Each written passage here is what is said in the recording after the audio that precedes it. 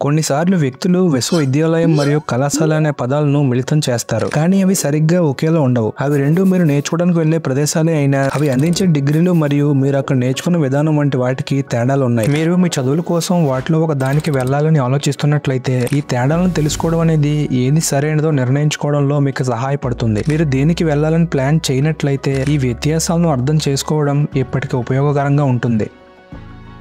College అంటే ఏమిటి? కాలేజీలు అనేవి ప్రజలు అండర్ గ్రాడ్యుయేట్ స్థాయిలో విద్యను నేర్చుకోవడానికి వెళ్లే ప్రదేశం. ఇవి సాధారణంగా చిన్న క్యాంపస్ ను కలిగి ఉంటాయి. విద్యార్థులు మరియు ఉపాధ్యాయులను ఒక దగ్గర కమ్యూనిటీకి తీసుకువస్తాయి. కాలేజీలు రీసెర్చ్ చేయడం కంటే టీచింగ్ పైన ఎక్కువ దృష్టి పెడతాయి. అవి కమ్యూనిటీ, టెక్నికల్ లేదా వొకేషనల్ కాలేజీలు. ప్రతి ఒక్కటి నిర్దిష్ట నైపుణ్యాలు లేదా అధ్యయన రంగాలపై వాటి స్వంత ప్రాధాన్యతనిస్తాయి. కమ్యూనిటీ కాలేజీలు అనేవి ఒక రకమైన అండర్ గ్రాడ్యుయేట్ ఉన్నత విద్యా సంస్థ. ఇది సాధారణంగా అసోసియేట్ డిగ్రీ సర్టిఫికేట్ లేదా డిప్లొమాకు దారితీస్తుంది. కమ్యూనిటీ కాలేజీలకి వివిధ దేశాల్లో వేరువేరు అర్థాలు ఉంటాయి. అనేక కమ్యూనిటీ కాలేజీలలో ఉన్నత పాఠశాల నుండి అర్హులైన విద్యార్థుల కోసం ఓపెన్ ఎన్రోల్మెంట్ ను కలిగి ఉంటాయి. కాలేజీలు తరచుగా ప్రత్యేక కార్యక్రమాలు నిర్వహిస్తాయి. అయితే లిబరల్ ఆర్ట్స్ కాలేజీలలో ప్రత్యేకంగా మీరు అనేక విభిన్న విషయాల గురించి తెలుసుకుంటారు. ఈ విధంగా మీరు నిర్దిష్ట అధ్యయన ప్రాంతాన్ని నిర్ణయించే ముందు వివిధ అంశాలను అన్వేషించవచ్చు మరియు తెలుసుకోవచ్చు. విశ్వవిద్యాలయం అంటే ఏమిటి?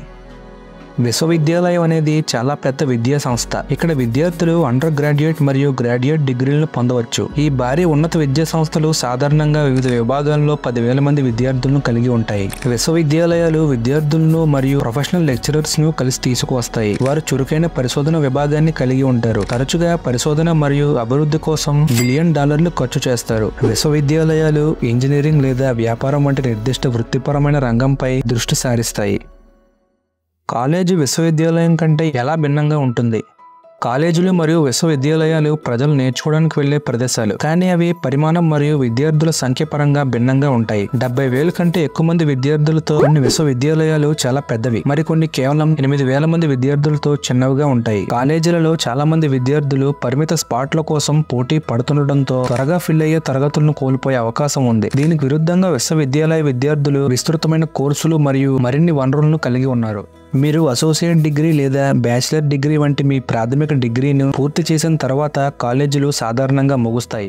మరొక వైపు విశ్వవిద్యాలయాలు ఆ తర్వాత కూడా చదువుకోవడానికి మిమ్మల్ని అనుమతిస్తాయి. మీరు మాస్టర్స్ లేదా డాక్టరేట్ వంటి ఉన్నత డిగ్రీలకు వెళ్ళవచ్చు. ఒక కాలేజ్ యూనివర్సిటీగా ఎలా మారుతుంది?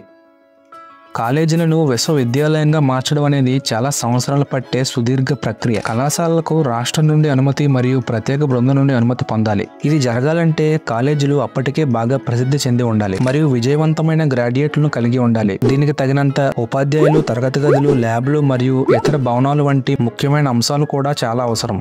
సంస్థ 10 సంవత్సరాల వరకు పనిచేసి ఉండాలి. గ్రాడ్యుయేట్ ప్రోగ్రాంలు అందించడం మరియు $1 మిలియన్ వరకు ఎండోన్మెంట్ పొందడం కూడా అవసరం. ఈ వీడియో కంక్లూజన్ ఏంటంటే, కాలేజీలు మరియు విశ్వవిద్యాలయాలు అనేవి ఉన్నత విద్యా సంస్థలు అయినప్పటికీ అవి ఒకే రకమైన డిగ్రీలను అందించవు లేదా ఒకే అభ్యాస వాతావరణాన్ని కలిగి ఉండవు. కాలేజీలు చిన్న క్యాంపస్లను కలిగి ఉంటాయి. ఆసక్తికరంగా ఒక కళాశాల విశ్వవిద్యాలయంగా మార్చవచ్చు, అయితే అది ముందుగా నిర్దిష్ట కఠినమైన అవసరాలను తీర్చాలి. దీనికి చాలా సమయం పడుతుంది. ఫ్రెండ్స్, వీడియో నచ్చితే లైక్ చేసి మన ఛానల్ను సబ్స్క్రైబ్ చేసుకోండి.